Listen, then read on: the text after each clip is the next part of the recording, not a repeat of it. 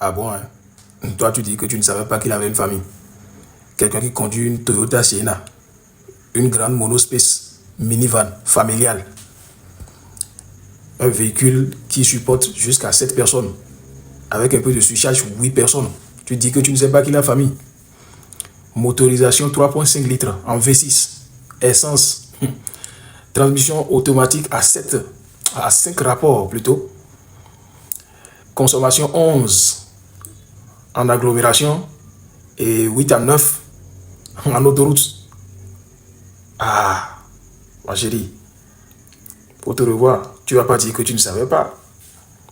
Un véhicule qu'on peut avoir en CE, en ICLE et en LE, avec des portes coulissantes.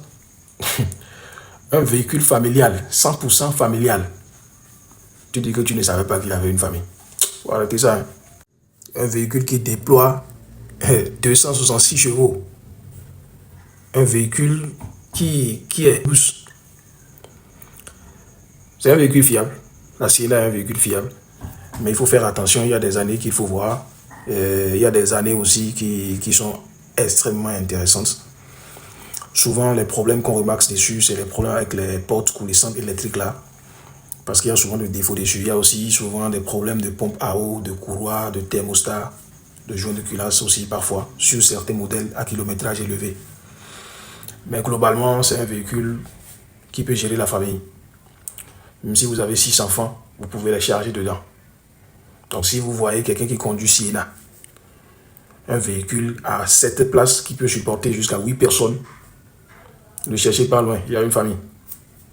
C'est pas un débat. Maintenant, si la famille ne te dérange pas, ça sert pas.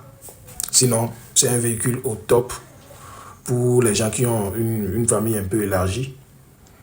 Ça vous aide à transporter tout le monde sans aucun problème. Donc, je pense que en occasion, le prix varie en fonction de l'état. Mais généralement, c'est pas un véhicule qui est trop cher quand même. La consommation aussi est abordable, comme je l'ai dit. 11 en agglomération et 8 quand il s'agit d'utilisation sur autoroute. Merci.